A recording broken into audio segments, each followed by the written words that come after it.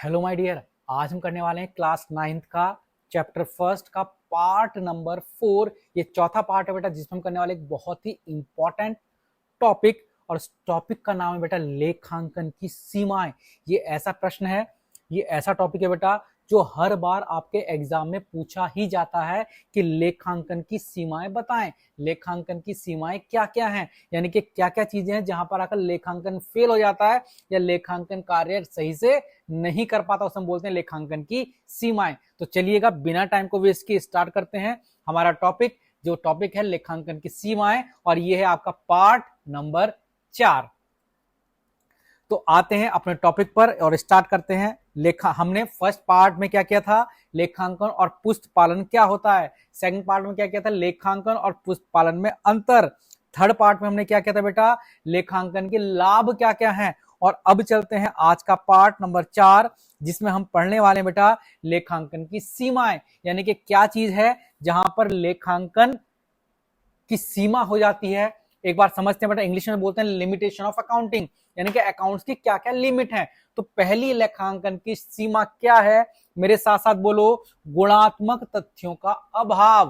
कहने का मतलब ये हुआ कि भैया जो लेखांकन है वो सिर्फ उन्हीं चीजों का, लेखांकन में सिर्फ उन्हीं चीजों को लिखी जा सकता है जिन्हें हम संख्याओं में बदल सकें, और ऐसी चीजें जिन्हें संख्याओं में नहीं बदला जा सकता, मीनिंग जो गुण होते हैं, उन गुणों को कभी भी लेखांकन में नहीं लिखा जा सकता। तो ये लेखांकन की सीमा है कि यहाँ पर गुणात्मक तथ्यों का अभाव है, या कह सकते हैं सिर्फ और सिर्फ संख्यात्मक तथ्यों को लिख सकता है। ये कहोगे सर कैसे, जैसे बेटा ये लिख सकता है कि हमने इस बार 40 ट्रक बनाए। लेखांकन में क्या लिख सकते हैं, 40 ट्रक बनाए, क्योंकि तो संख्या है। लेकिन हमारे ट्रक की क्वालिटी कैसी है वो लेखांकन में नहीं लिखा जा सकता। लेखांकन कभी भी गुणों को नहीं लिखता। हमारे यहाँ पर मजदूर कितनी अच्छी क्वालिटी के हैं वो लेखांकन में नहीं लिखा जा सकता। यानी कि लेखांकन की एक सीमा है कि इसमें सिर्फ गुणों, इसमें सिर्फ उन चीजों को लिखा जा सकता है जिन्हें संख्या में बदला जा सके, जिसे मुद्रा में बदला जा सके। जिसे मुद्रा में नहीं बदल सकते, पैसों में नहीं बदल सकते, जो गुण होते हैं उन्हें लेखांकन में नहीं लिखा जा सकता। देखो पढ़कर देखते हैं क्या लिखा बेटा हमने इसके अंदर। हमने लिखा है लेखांकन में गुणात्मक आंकड़ों का अध्ययन नहीं किया जाता, ये केवल संख्यात्मक तथ्यों का ही अध्ययन करता है। लेखांकन में केवल उन आंकड़ों का अध्ययन किया जा सकता है जिन्हें नगद रूप में दर्शाया जा सके। यानी कि ये लेखांकन की सीमा है भैया कि ये गुणों को नहीं लिख सकता। गुणात्मक आंकड़ों का अभाव होता है, गुणात्मक तथ्यों का अभाव होता है। मेरे साथ साथ बोलो, लेखांकन की पहली सीमा गुणात्मक तथ्यों का अभाव। पहली सीमा गुणात्मक तथ्यों का अभाव, मतलब गुणात्मक गुणों को, गुणात्मक गुणा करना नहीं बेटा, ये गुणों को नहीं लिखता, ये सिर्फ संख्याओं को लिखता है बेटा। दूसरा, व्यक्तिगत निर्णय से प्रभावित। दूसरी दिक्कत क्या है बेटा अकाउंट की, दूसरी दिक्कत क्या है लेखांकन की, बेटा ये क्या होता है, ये व्यक्तिगत निर्णय से प्रभावित होते हैं। मीनिंग अगर राम लाभ निकालने बैठेगा तो वो अपने अकॉर्डिंग फॉर्मूले लगाएगा और उसके अकॉर्डिंग लाभ हो सकता है कुछ और आए। मोहन लाभ निकालने बैठेगा तो वो अपने अकॉर्डिंग कुछ चीजों को मानेगा और उसके अकॉर्डिंग लाभ कुछ और आ सकता है। बेटा अकाउंट में दिक्कत ये होती है, हमें कहीं जगह पर कुछ चीजों को मानना पड़ता है, कुछ चीजों को मानना पड़ता है कि जैसे कोई मशीन खरीदी कि भैया ये 10 साल तक चलेगी, कोई दूसरा व्यक्ति आएगा वो कहेगा भैया ये 15 साल तक चलेगी। तो कुछ चीजें मानी जाती हैं, और जब कुछ चीजें मानेंगे तो अलग अलग व्यक्ति अलग अलग चीजों को मानेगा, और जब अलग अलग व्यक्ति अलग अलग चीजों को मानेगा तो उससे लाभ भी क्या आएगा, अलग अलग आएगा। तो लेखांकन की दूसरी कमी यह है, दूसरी कमी यह है कि ये व्यक्तिगत निर्णय से प्रभावित होती है। हर अलग अलग व्यक्ति के निर्णय से प्रभावित होगी, तो अलग अलग व्यक्ति के निर्णय से प्रभावित होगी तो अलग अलग क्या आएगा, लाभ आएगा। जबकि ये गलत बात है, ऐसा नहीं होना चाहिए। हर व्यक्ति का लाभ एक जैसा आना चाहिए, लेकिन हर अकाउंटेंट कुछ चीजों को अपने अकॉर्डिंग मानेगा, और जब अपने अकॉर्डिंग मानेगा तो लाभ भी बेटा क्या होगा, फिर उसी के अकॉर्डिंग थोड़ा सा अलग आएगा। तीसरी, अपूर्ण सूचनाएं।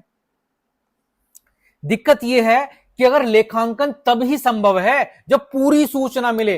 अगर जरा सी भी सूचना आप देने से कमी कर दी, आप जरा सी कोई सूचना नहीं दे पाते हो, तो इसका लाभ का पता नहीं लगा सकते। मान लो आपने कुछ सूचनाएं, आपके पास कुछ आंकड़े कुछ लिखना भूल गए, तो या तो लाभ गलत आएगा या लाभ निकल ही नहीं गए नहीं। तो पहली दिक्कत क्या थी कि ये गुणात्मक चीजों को नहीं लिखता। दूसरी दिक्कत क्या थी, ये व्यक्तियों के अनुसार बदल जाता है, व्यक्तिगत निर्णय से प्रभावित होता है। तीसरी दिक्कत क्या थी? अपूर्ण सूचना होने की दशा में लेखांकन किसी काम का नहीं है। अगर पूरी सूचना है तो लेखांकन काम का है, और अगर सूचनाएं नहीं है तो लेखांकन काम का नहीं है। ये भी इसकी एक सीमा है। ऐसा नहीं होना चाहिए था भैया कि कुछ सूचनाएं ना भी मिले तो भी अकाउंट हो जानी चाहिए थी। अगला, मूल लागत पर आधारित जो लेखांकन होता है ना बेटा, इसकी चौथी दिक्कत क्या है कि ये मूल लागत पर आधारित होता है। मतलब मान लो मैंने एक मशीन 1 लाख रुपए की खरीदी, पिछले साल मैंने मशीन 1 लाख की खरीदी, आज की डेट में वही मशीन बाजार के अंदर 20,000 रुपए की मिल रही है। मैंने 1 लाख की खरीदी तो मैं पुस्तक में कितना लिखूंगा? 1 लाख रुपए, जबकि आज की डेट में है कितने की बेटा बाजार में वही मशीन? 20,000 रुपए की। मैं 1 लाख लेकर चला हूं कि 1 लाख की मशीन, 1 लाख की मशीन है। अरे बेवकूफ, वो तो 20 की बची है मार्केट में अब। तो कहने का मतलब ये मूल लागत ही दिखाता है। मूल मतलब जितने की खरीदी थी ना बेटा, उसी लागत के अनुसार दिखाता रहता है, जबकि वास्तव में ऐसा नहीं होना चाहिए। जो वास्तव की आज की लागत है भैया, वो दिखाओ, आज कितने की है ये मशीन। तो लेखांकन की अगली दिक्कत क्या है कि ये मूल लागत पर आधारित होता है। मूल मतलब जितने की खरीदी थी, प्रारंभिक कीमत, वही दिखाता रहता है। तो ये गलती है भैया इसकी। उसके अलावा झूठे दिखावे से प्रभावित, बेटा लेखांकन में झूठे दिखावे किए जा सकते हैं। मतलब हम लेखांकन के आंकड़ों को अपने अनुसार बदलकर उसके लाभ और हानि को अपने अनुसार कम या ज्यादा कर सकते हैं। ये लेखांकन की एक दिक्कत होती है, झूठे दिखावे से प्रभावित होता है बेटा ये। अगला, नीतियों में परिवर्तन। जैसे ही नीति बदलेंगे तुरंत लाभ बदल जाएगा, ऐसा नहीं होना चाहिए भैया। जैसे कोई कंपनी अपनी नीति बदलती है, लाभ भी बदल जाता है, जब ऐसा नहीं होना चाहिए। ये भी इसकी एक क्या है बेटा? लिमिटेशन है, इसकी एक सीमा है। तो जल्दी से रिवाइज मारते हैं, क्या क्या लेखांकन की सीमाएं हो सकती हैं। बेटा लेखांकन गुणों को रिकॉर्ड करता है, जबकि वैसी चीजें जिन्हें धन में नहीं बदल सकते उन्हें रिकॉर्ड नहीं करता। मतलब संख्याओं को रिकॉर्ड कर सकता है, गुणों को रिकॉर्ड नहीं करता। ये व्यक्तिगत निर्णयों से प्रभावित होता है, व्यक्तिगत निर्णय से प्रभावित होता है। यह केवल मूल लागत को दिखाता है, यह केवल मूल लागत को दिखाता है। इसमें अपूर्ण सूचना होने पर यह हमें गलत लाभ देता है।